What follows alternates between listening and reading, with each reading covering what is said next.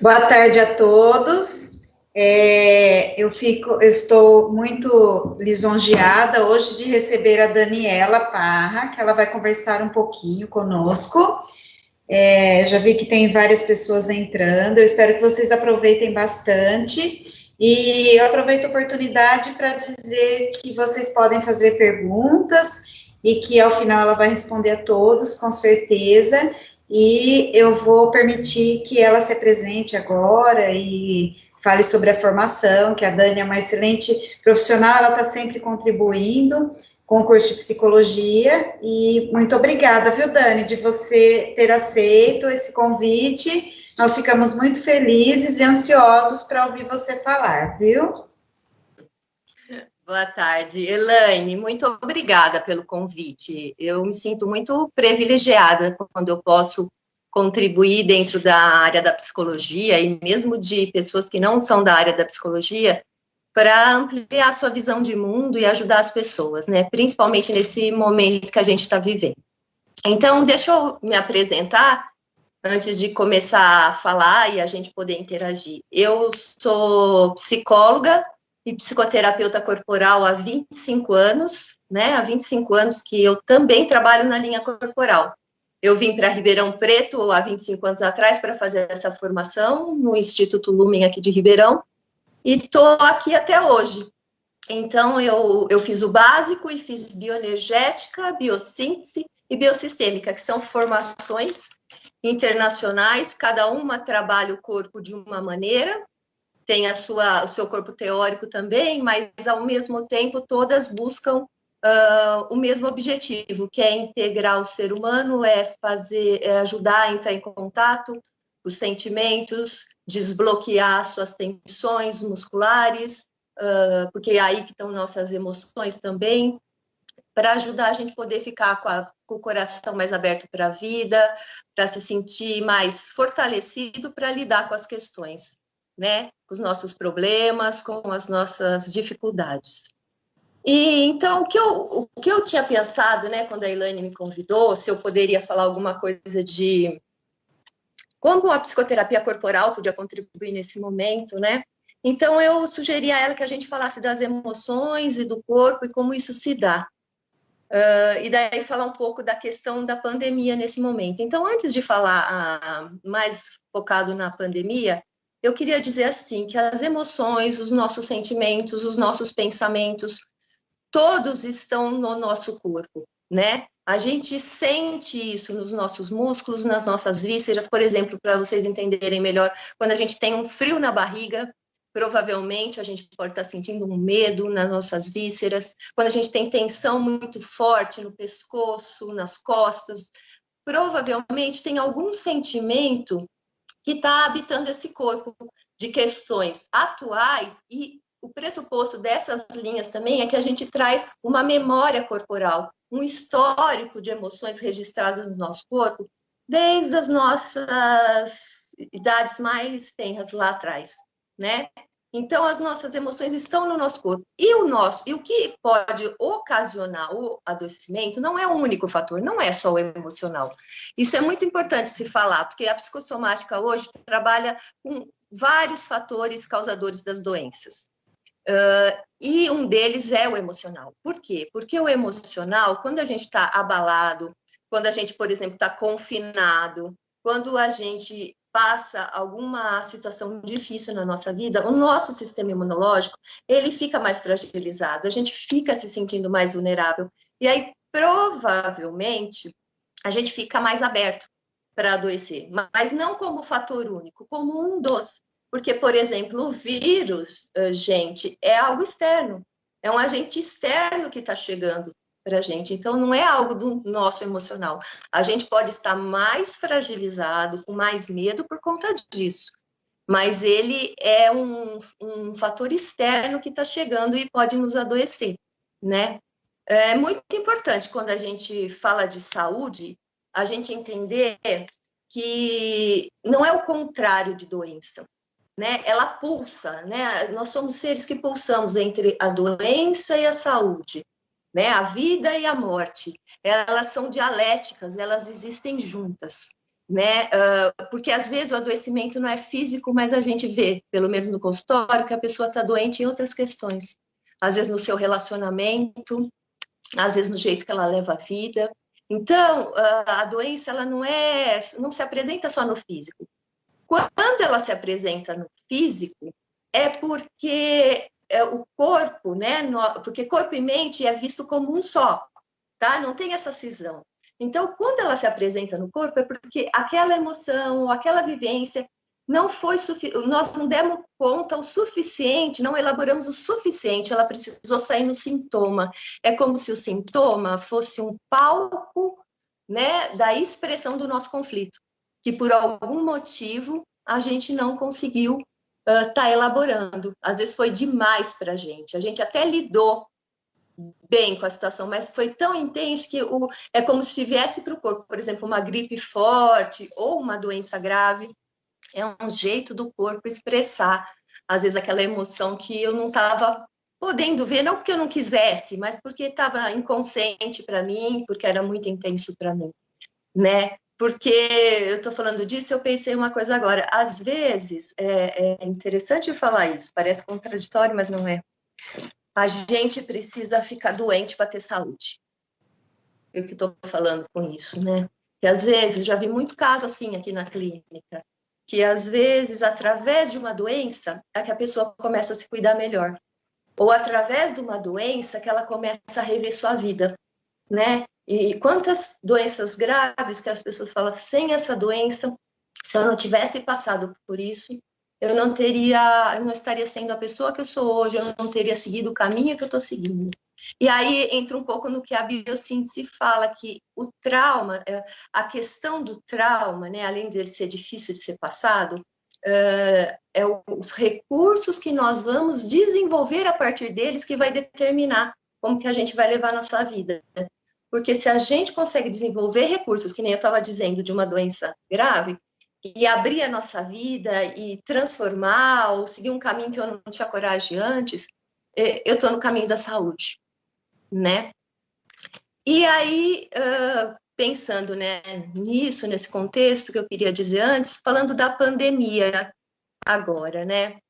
A pandemia, esse vírus, né, que faz a gente sentir muito medo de ficar doente, muito medo de perder as pessoas queridas, muito medo da questão financeira, né, que todo mundo fica, muito sem perspectiva de futuro, o que vai ser, quando eu vou voltar, e quando eu voltar vai ser a mesma coisa, com certeza não vai, mas vai dar certo, eu vou continuar, e notícias a toda hora do que o vírus pode causar, o que está aumentando, e aí a gente vai ficando fora do controle mesmo. Então, todos esses sentimentos vão deixando a gente muito vulnerável, muito desamparado, né? E com medos muito antigos vêm à tona também. Por quê? Lembra que eu falei que nós temos uma história, nós temos uma memória de história de emocional no nosso corpo? A história do confinamento, do isolamento, leva a gente para emoções remotas, primitivas da nossa história, de medos primitivos, de quando a gente nasceu, porque o bebezinho, ele precisa de cuidado, ele precisa de proteção, ele precisa ser amparado pela sua mãe ou por quem for a cuidadora, né, quem fizer a função materna. E aí, essa sensação agora nos remete a isso, porque a gente está se sentindo assim, muito desamparado, com muito medo e precisando ser cuidado, né? Outra coisa que é profundo isso, mas que nos remete é do nosso nascimento, a passagem. Por quê? Porque nós ficamos dentro do útero, que deveria ser um lugar seguro, ou deveria ter sido, né? E aí nós precisamos nascer em algum momento, né? E aí, quando a gente precisa nascer, se a gente fica, a gente pode morrer. Olha que interessante, a gente está lá dentro, protegido, mas em algum momento a gente precisa vir para a vida, porque se a gente ficar mais do que o tempo, a gente morre. E imagina agora, A gente está preso e a gente quer ir para a vida. E a gente não pode ir. Então, traz essa sensação de uma angústia que às vezes a gente não tem memória, porque é de uma época muito primitiva, como eu disse, mas é sentida no corpo, é sentida na fragilidade. Então, a gente entra nessa questão dessa passagem também. Então, isso mexe muito com o nosso emocional, muito com o nosso emocional. E cada pessoa reage de um jeito. Estou vendo muito isso no meu consultório, né? Eu estou vendo que pessoas ficam em pânico, pessoas ficam congeladas, como se não estivessem sentindo. Tem pessoas que entram em desespero e tem pessoas que entram em negação, né? Um mecanismo de defesa que, assim, não é tão sério assim, não é tão grave assim, ou não vai chegar perto de mim. Então, cada um, nessa hora, aciona o sistema de defesa que construiu desde lá atrás, né? Só que muitas vezes, quando é uma situação muito intensa como essa, esse sistema de defesa não dá conta. E aí é onde a gente surta, é onde a gente tem sintoma, é onde a gente briga, ainda mais ficando em ambientes, né, que todo mundo tem que conviver e vai se descobrindo, né, em situações que talvez nunca tenha pensado antes. Eu estou vendo muito isso também. Nossa, eu nunca tinha sentido isso antes, estando tão perto das pessoas. Ao mesmo tempo, eu já estava vivendo isso dentro de mim, mas não queria olhar e agora ficou muito forte. Então, isso tudo tá vindo à tona. E aí, o nosso sistema, quando é uma situação de perigo, o nosso sistema nervoso autônomo, simpático, ele aciona o estado de alerta, né? E o estado de alerta nos deixa em sobressalto, a gente está pronto para o perigo, é como se qualquer hora, olha minha mão, né? Qualquer hora o perigo fosse chegar, então eu preciso ficar atento. Aí eu não posso desligar, eu não posso ir para o sistema nervoso parasimpático, que é onde eu relaxo, onde eu me acalmo, onde eu durmo, onde eu como com mais calma. Então, muita gente não está dormindo, porque está ligado, né? Mesmo que não esteja pensando no assunto. É muito importante eu falar isso. Eu não falei que a doença é quando a gente tem que os vários fatores. Então, quando a gente desintegra o pensamento, quando a gente dissocia, essa palavra é mais adequada, a gente dissocia o pensamento do sentimento, a gente já está adoecendo. Então, a gente faz isso para dar conta desse sobressalto que a gente está. Então, a gente fica confinado no nosso corpo, no nosso medo, no nosso pânico, na nossa insegurança. E aí vai vindo muitos sentimentos de raiva, de tristeza, né, de medo. Eu gosto muito de dar exemplo, né, exemplo clínico. E aconteceu uma coisa muito interessante, eu vejo muito isso, né, o quanto os pacientes estão regredindo mesmo, como as pessoas, né, e me incluo, né, porque a gente precisa todos de cuidado, como as pessoas estão regredindo nesse momento para esse lugar que eu falei, né, de um lugar mais desamparado, de medo, que precisa de proteção. Porque eu atendi um caso a semana passada que a pessoa estava pilhada no trabalho, né, apagando incêndio, e isolada, num lugar que ela corre menos risco que muita gente, mas com medo, com muito medo. E ela teve que ir para um outro lugar onde o perigo, tomando todos os cuidados, mas onde o perigo era maior. E ela não conseguia parar, ela não conseguia dormir, ela não conseguia parar de dar conta dos problemas do trabalho, e ela não conseguia desacelerar. E aí ela ficou doente. Ficou com uma dor tão forte, né? E que apareceu um sintoma, que ela teve que parar. E aí, quando ela parou, ela falou que veio muita tristeza, porque aquela aceleração que eu estava explicando, né, de estar no sobressalto, estava fazendo ela não parar para sentir. E a gente precisa pulsar entre ficar em alerta e descansar, estudar e ter coisas prazerosas, porque senão a gente... Esse é o adoecimento, e depois vem o sintoma. Então, a hora que ela ficou triste, ela conectou. E olha que depoimento interessante. Quando ela conectou, ela pôde chorar, ela falou que aí vem uma nova fase, que não era nem acelerada, nem só da tristeza. Ela começou a funcionar mais equilibrada, dando tempo para trabalhar, e já avisou a equipe, eu não vou trabalhar tanto. E tempo para ficar fazendo as coisas que eram boas para ela. Então, eu vejo isso. Dani, eu tenho também, assim, ouvido alguns relatos, né, de pacientes, relatos clínicos, que as pessoas, antes da pandemia, de ter que ficar nessa sistemática, de estar mais em casa, queixavam muito que trabalhavam demais e que não tinham tempo de ficar em casa, né, e cuidar dos filhos, enfim. E de repente se vê numa condição nova, onde eu estou em casa, né? Tudo bem, trabalhando em casa, e aí as pessoas têm relatado muito uma exaustão física maior do que se estivesse indo trabalhar, né? E não é só por conta de filhos, de trabalhar em casa mesmo, de estar muito mais, se sentir muito cansado, com dor no corpo, né?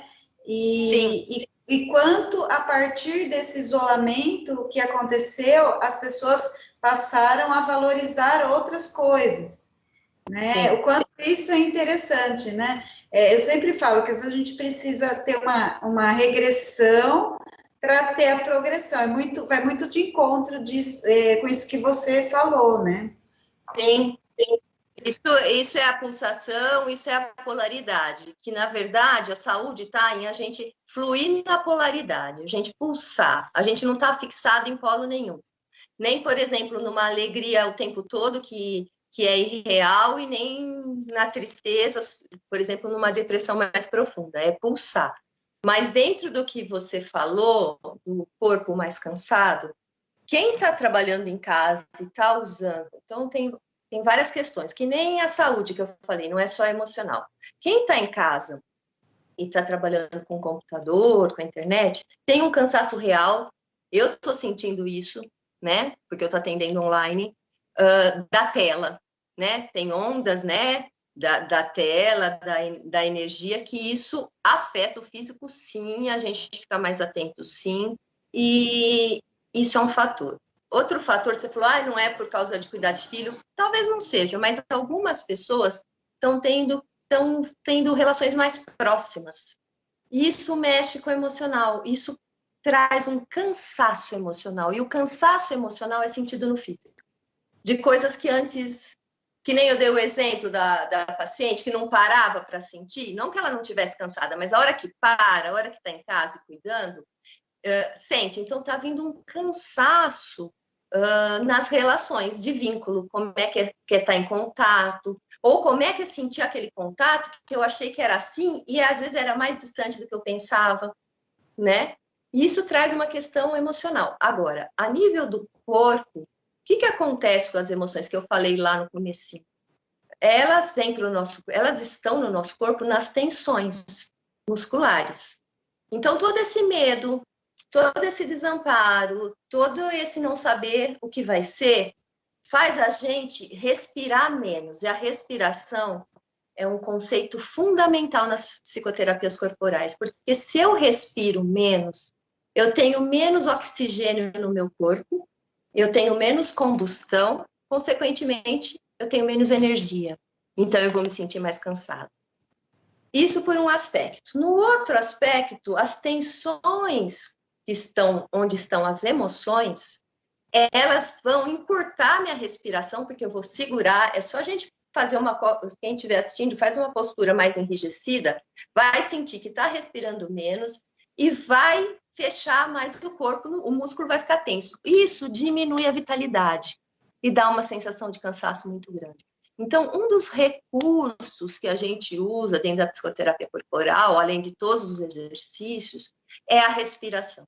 Porque a respiração, além de fisicamente, biologicamente, trazer mais energia para o corpo, ela ajuda a gente a desbloquear a emoção, né?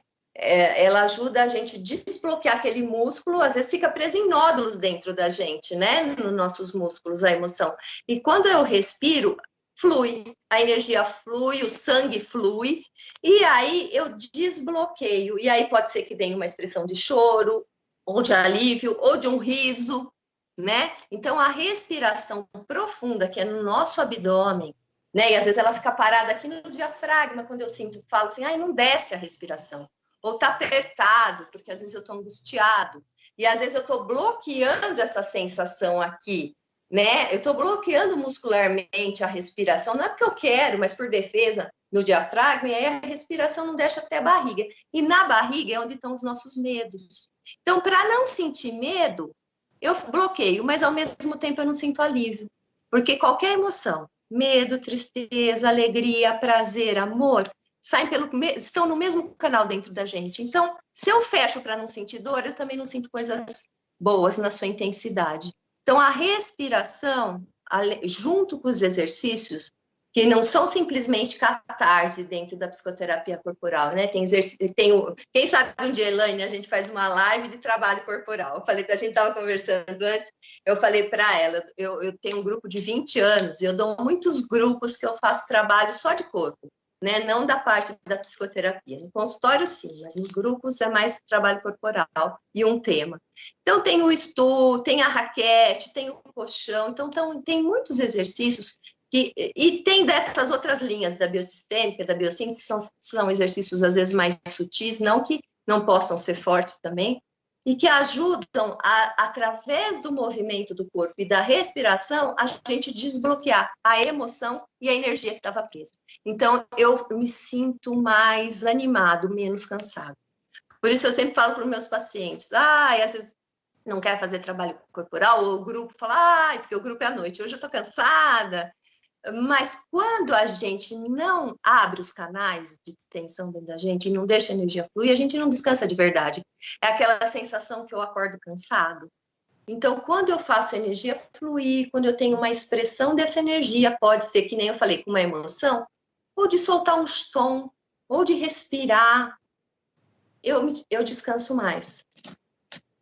Então, não sei se eu respondi a tua pergunta, mas é um pouco isso. Sim, respondeu sim.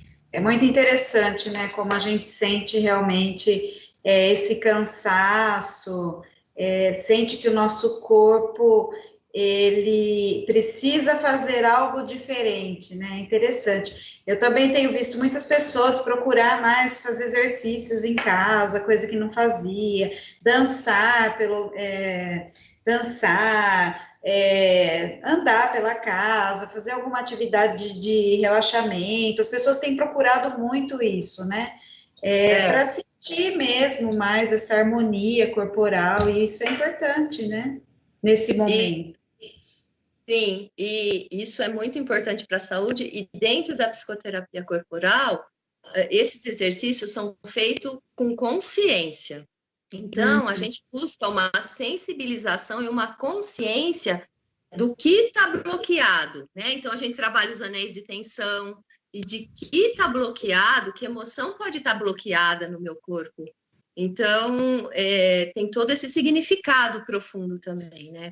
E tem outros exercícios, tem um exercício da bioenergética, que eu gosto demais. A bioenergética, ela foi criada por um americano, Alexander Lowen.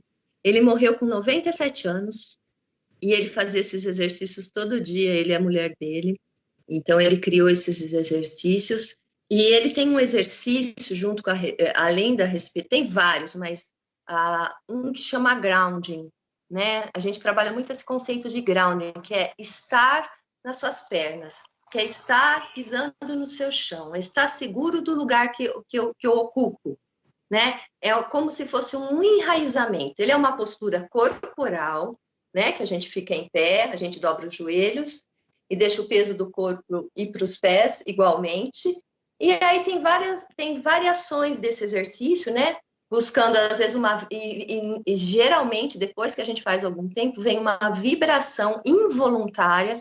Essa vibração ajuda a desbloquear, que nem eu estava dizendo até agora, junto com a respiração, toda a tensão muscular, às vezes uma emoção. As pessoas às vezes fazem esse exercício, vem um choro, vem uma memória, uma lembrança.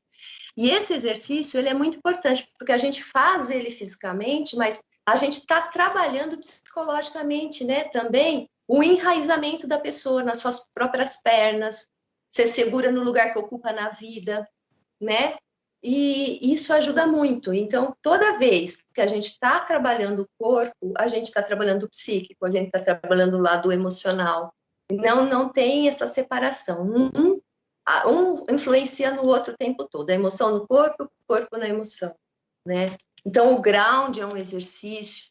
Outra coisa que a gente vê mesmo em momentos de tragédia, ou que nem nós estamos passando, as pessoas precisam de contorno.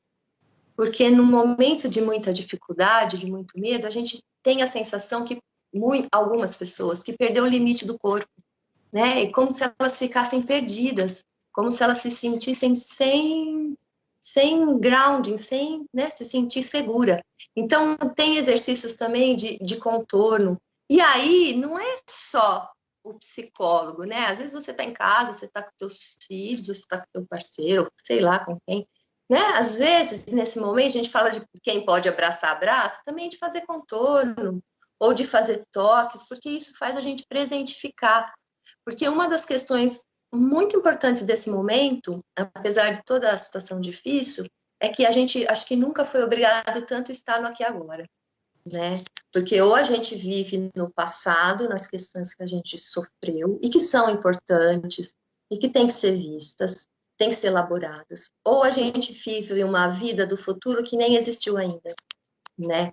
Então, a gente não passa pelo presente, e nós estamos sendo obrigados a ficar nesse presente. Então, por isso também tantos sentimentos. Mas que se a gente aproveitar, eu acho que vai trazer muitos ganhos para as vidas das pessoas, né?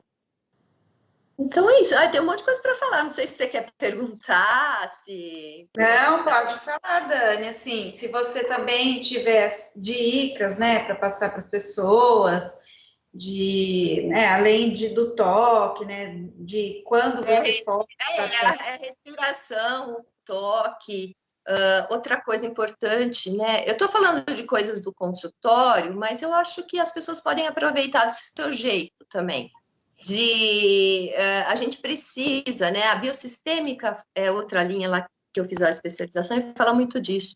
O cérebro é muito importante também, né? Então, a gente precisa dar comida para o cérebro, a gente precisa alimentar o cérebro. Então, a gente tem que tomar cuidado para fazer essa pulsação que você tinha dito naquela hora, do sistema do hemisfério esquerdo e do hemisfério direito, para a gente entrar numa autorregulação. Eu acho que essa palavra é muito importante, que a gente tenha uma autorregulação, é isso que vai nos manter nesse momento. Estar no presente e ter uma autorregulação. Porque no hemisfério esquerdo, a gente estuda, a gente quer entender, a gente quer conversar, e é muito importante, porque quando eu entendo, quando uma coisa faz sentido para mim, eu me acalmo. Por mais que o problema, Elaine, não esteja resolvido, quando eu entendo, quando alguém me explica, faz sentido para mim, né? Aí eu me acalmo. É como a mãe tendo que explicar para a criança tudo, e aí a criança vai se acalmando com a presença, né? Vai se acalmando de entender. Isso até fez eu lembrar de outro atendimento que eu achei tão interessante. Olha que interessante, nesse momento de pandemia e de como a gente regrida para esse lugar que precisa entender e se acalmar. Uma pessoa que eu atendi a semana passada ficou muito doente e não pôde nem fazer online, de tanta dor, estava torcendo de dor. E aí a gente marcou depois tudo mais, ela me mandou um áudio tão longo, explicando tudo o que estava acontecendo.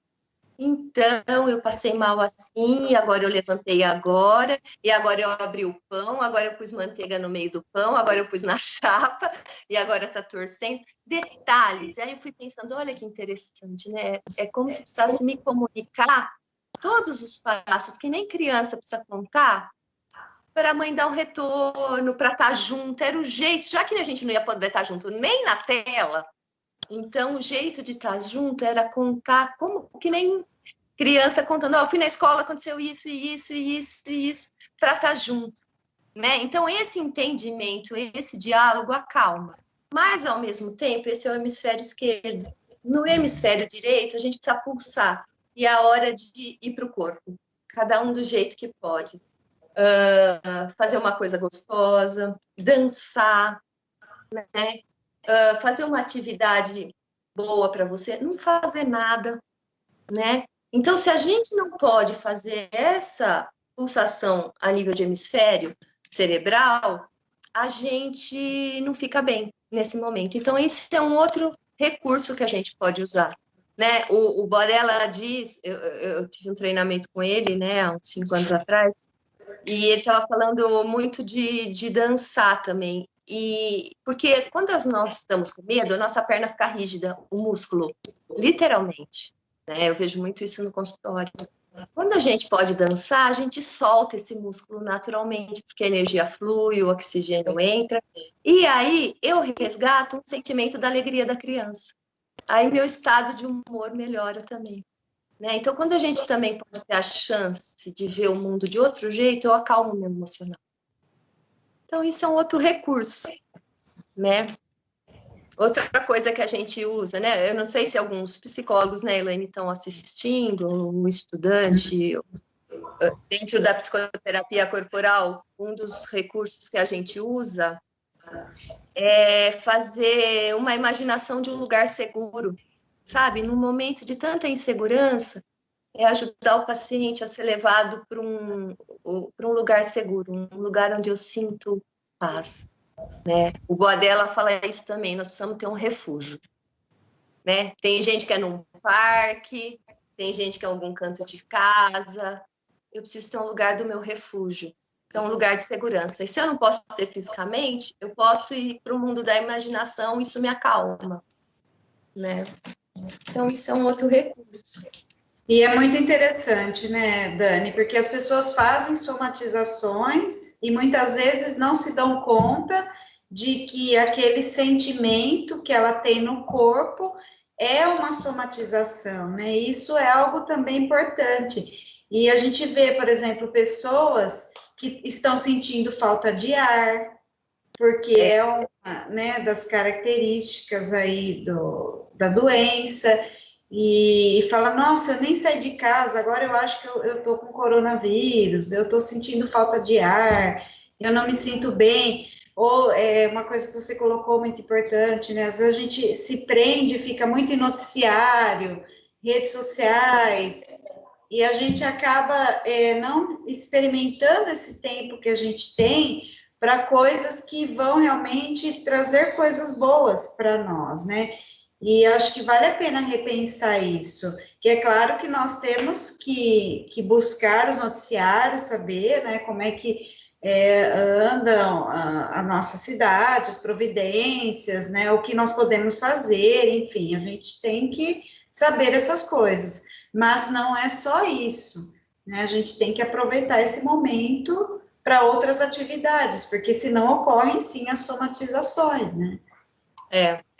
E é interessante que esse vírus ele tem afetação não em todos, mas no pulmão, né? E dentro da psicossomática, eu não estou dizendo que é isso, mas tem uma referência ao pulmão como um lugar que também tem a ver com sentimentos de tristeza, né? Então, às vezes a pessoa já tem uma vulnerabilidade aí, né? E através da respiração, a gente põe o mundo para dentro, através dos pulmões, né? Então, tem todo um contato com esse lugar. Que mundo que eu estou pondo para dentro agora, né? Um mundo que não é mais o mesmo, que eu não sei qual vai ser, e que eu estou assustado, eu estou com medo. Então, eu acho, Elaine, que esse momento também está ajudando a gente a fazer dentro de cada um do seu possível, porque também não adianta ficar se cobrando, sabe? A gente também ouve muito, tem que ler, tem que assistir, não sei. Eu acho que cada um tem que seguir o seu fluxo, só tentar abrir, né, a visão. Mas a gente está vendo pessoas entrar em contato com seus demônios, com as suas dificuldades, com as coisas que não conseguia olhar em si mesma, né? Eu estava vendo um filósofo que ele estava falando isso, a gente está entrando em contato com os nossos demônios às vezes. E isso é bom para a gente procurar a superação, né? Para a gente procurar se ver, para a gente compreender a nossa realidade e a do outro diferente. Então, isso é muito importante, né? Outra coisa que acalma a gente, eu lembrei agora, é resgatar o vínculo das relações, né? Por exemplo, no processo da terapia, manter as terapias, continuar se cuidando, mesmo online, E quem não está, se puder buscar, ou com se não for buscar terapia, mas ter esses contatos, porque o vínculo, né, o vínculo acalma, o vínculo aconchega, o vínculo faz a gente respirar, né?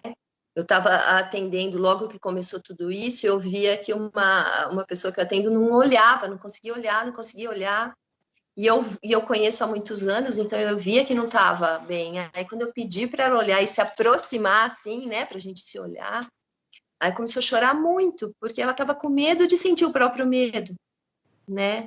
E isso foi bom, porque às vezes é difícil sentir as coisas, mas depois a gente fica melhor, e a gente elabora para dar um passo, porque esse é um dos objetivos.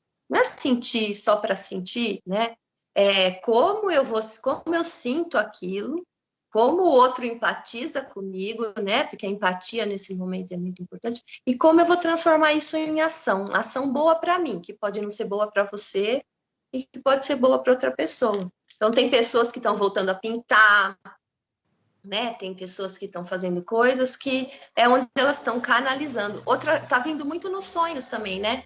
As angústias. Vem os desejos, mas também vem as angústias, né, do nosso inconsciente nesse momento. Então, tem sonhos muito interessantes, de medo, de abandono, de vazio, de morte, né? É onde o inconsciente está tendo uma válvula de escape, um canal dessa angústia poder sair. Isso também é importante. Às vezes, compartilhar o sonho é importante. Ajuda, né? É isso. Deixa eu ver se você Bom, quer vamos ver se alguém quer perguntar alguma coisa, né? Deixar as pessoas à vontade, a gente espera um pouquinho, né? Eu acho que é um momento legal, de muita troca, parceria. E aí, conforme as pessoas forem perguntando, daí eu vou passando para você. Deixa eu ver se tem alguma coisa aqui.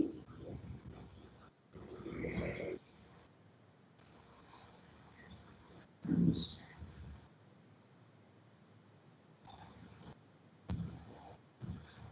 Ninguém também. quer perguntar? Pode falar. Pode falar. Você quer falar? Não, eu ia ver se alguém queria perguntar, porque pelo que eu vejo aqui não tem perguntas por enquanto. Tá. Mas pode falar.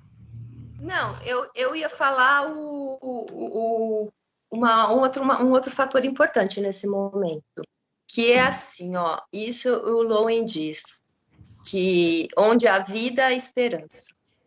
E acho que um sentimento muito importante para a gente conseguir seguir em frente é ter esperança, né? Mesmo tendo situações tão difíceis, às vezes não chegou perto da gente, mas é com a gente, mesmo que seja com a família do outro, né? Porque nos afeta, porque somos um todo, nós fazemos parte do todo. E então é muito importante resgatar a esperança. E tem um psicanalista, eu falei isso já em algumas palestras que eu fiz lá na fundação, que ele fala de ressignificar as fraturas da nossa história, ressignificar as dores. E se eu pensar nesse momento, como que a gente vai ressignificar esse momento para cada um de nós, né? Como que a gente pode ter um novo olhar para isso, o que a gente pode rever disso, o que a gente pode transformar nisso.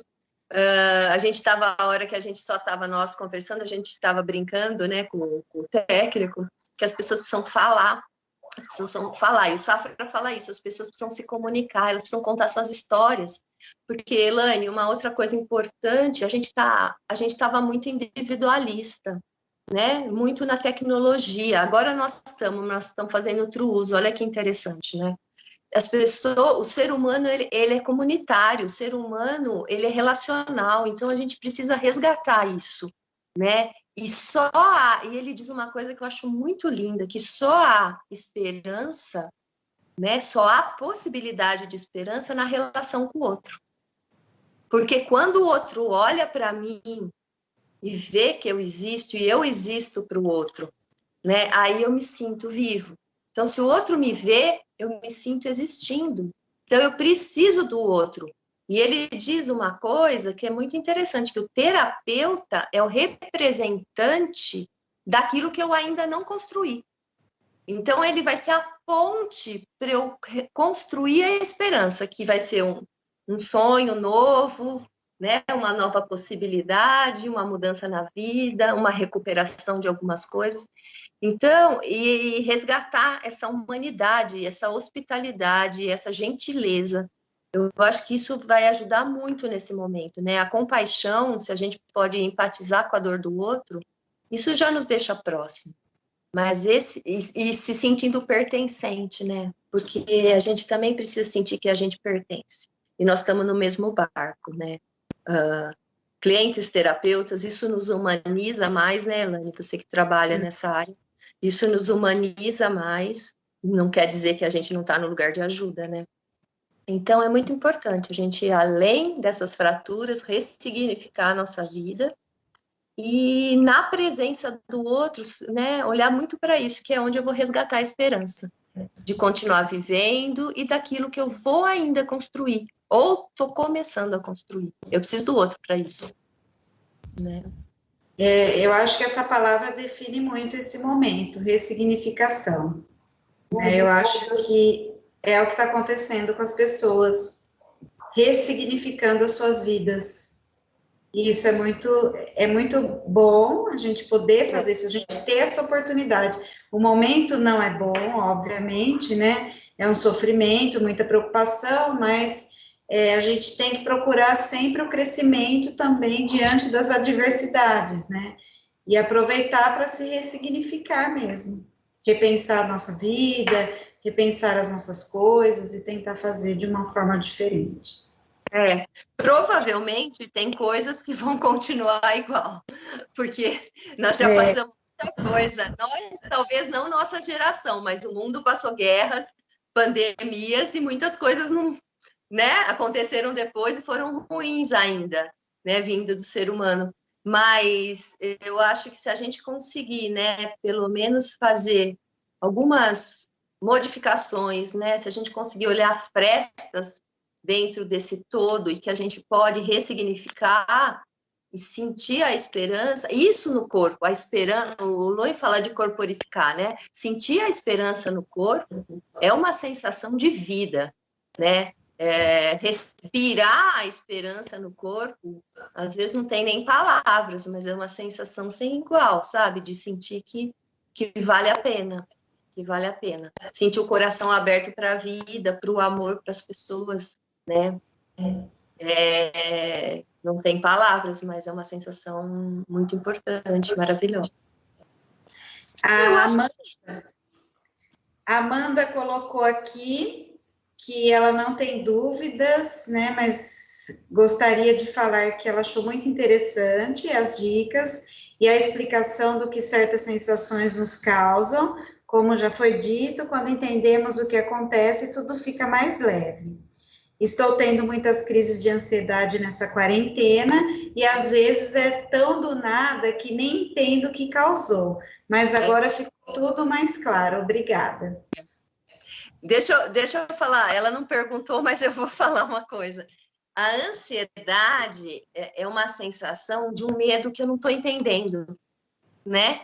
A ansiedade, se você perguntar o que você está sentindo, ansiedade, ela não está nomeada. Quando a gente nomeia, quando a gente consegue entrar em contato com a gente, na psicoterapia corporal, é através da respiração, dos sentimentos, de trabalhar a história de vida do paciente, porque a gente trabalha a história analítica do paciente também, às vezes essa ansiedade é nomeada. Era uma tristeza, era uma raiva, era um medo. E aí, quando nomeia, que nem eu disse, quando entende, já acalma. E aí, além de entender isso na minha história, esse sentimento, eu posso trabalhar ele através do corpo e fazer uma elaboração mais profunda, que é a elaboração mais profunda é quando eu entendo e quando eu compreendo, eu sinto e eu entendo junto, né? Então, é um todo. Então, a ansiedade é muito isso, quando eu não estou sabendo nomear o que eu estou sentindo. Então, as pessoas estão tendo muita crise mesmo. E aí é o contato com a gente, no que eu acredito, o nosso corpo, que a gente vai poder nomear. E aí, por mais difícil que seja aquilo que eu estou sentindo, quando eu sinto e tenho alguma descarga ou algum entendimento, eu já me acalmo. Uhum. Bom, nesse momento temos 73 pessoas assistindo, né? Não temos mais nenhuma pergunta. E eu gostaria de agradecê-la mais uma vez. Eu acho que foi uma contribuição muito importante, muito clara, e eu espero que as pessoas tenham aproveitado, né? Tenho certeza que aproveitaram. Quem não pôde assistir agora, com certeza vai assistir depois, né? Porque ela fica disponível. E dizer, né, que se alguém ainda ficar com alguma dúvida, que lembrou depois, pode encaminhar para mim, que eu encaminho para a Daniela, sem problemas, né? E a gente vai mantendo esse diálogo, viu, Dani? Muito bom ter você como parceira do nosso curso, da faculdade, muito legal, viu? Uma parceria que não vem de agora, vem de muito tempo, e é sempre muito bom ter você por perto, viu? Obrigada. Obrigada a você, eu agradeço demais, estou sempre disponível, né? Eu adoro participar e se eu pude contribuir, eu fico contente, né? E se as pessoas tiverem perguntas depois, né? Porque quando o comentário dela já me veio uma coisa que eu podia explicar, né? Então, se as pessoas tiverem perguntas ou comentários, e eu puder ajudar, eu estou disponível. Obrigada pelo convite, Elane. Foi muito bom estar com você. Sempre é. Obrigada. Então, tá bom, gente. Então, até a próxima. A gente já vai se despedindo por aqui. E qualquer coisa, nós estamos à disposição. Tá bom? Beijo. Beijo. Beijo.